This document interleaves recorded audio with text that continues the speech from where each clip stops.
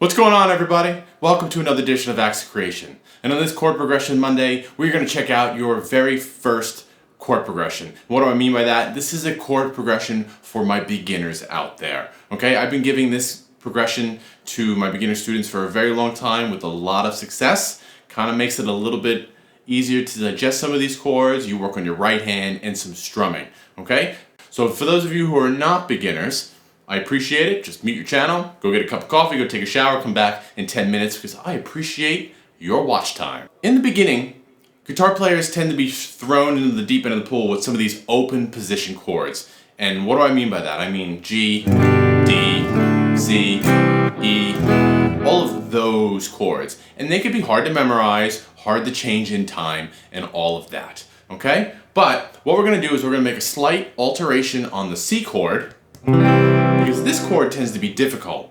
It tends to be wider, it's in the widest frets on the guitar, right? And it's more horizontal and it's tough to kind of jump into, all right? So what we're gonna do, we're gonna practice this two different ways. We're gonna pick out our chords to work on our right hand, and then we're gonna also strum these chords to work on our strumming, okay? So I'm just gonna play the example picked out, and then we'll kind of break it down.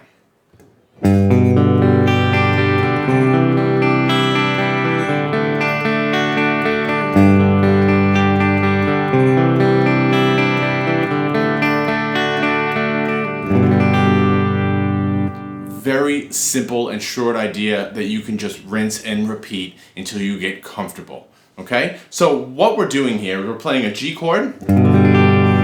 It tends to be one of those chords that you learn in the beginning, like, oh my goodness, this looks so hard, and then ends up being your favorite, most easy chord to kind of jump into, right? So then rather than going like this to the C chord, we're actually going to play a C add 9 chord, slight alteration. And all you have to do is take these two fingers and move them up to the 5th and 4th strings. You can leave this pinky down, or you can lift it up and play open. And then we're going to go to the D chord right here. So it's open D, 2, 3, 2 right there. Okay? So this is a chord progression you can find in hundreds of songs, right? Sweet Home Alabama, Time of Your Life by Green Day, Breakfast at Tiffany's, Nutshell by Alice in Chains, and plenty of others that I'm leaving out. The reason I like to do this is because between all of these three chords, your ring finger can stay planted on the 2nd string, 3rd fret.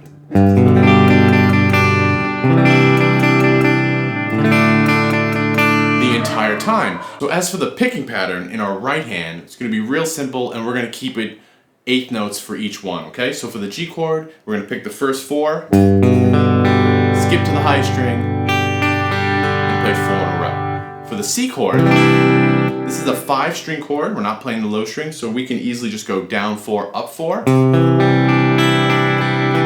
Now when you do this, you always kind of want to pick in the direction of your next note. So when you see the tabs in the picking direction, try to follow that because it'll make it a little more fluid, okay?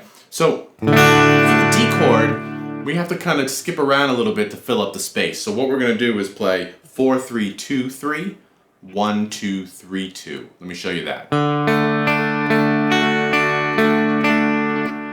and 2 and 3 and 4 and... Now, for my beginners out there, who might be having a hard time picking through this, they tend to keep your eyes on your right hand. You're looking where you're going. That's fine for now, all right? But if you can pick through the chord progression about 4 times, while you're looking and not making any mistakes, well, it's time to stop looking at your right hand.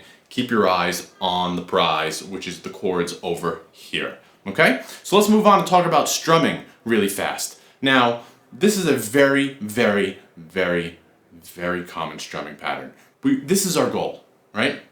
When we're strumming,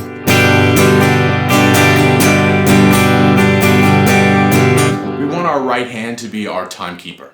We always want it doing this. We don't want to be jagged in our rhythm, starting, stopping all over again. So when we strum, right there, 1, 2, and 3, we're going to miss that downstroke, and then 4, and there's your 1, 1, 2, 1, 2, 3. Okay? Really important pattern, very common, easy to grasp, and as soon as you can get this going, the better. All right, and we can just move through those chords.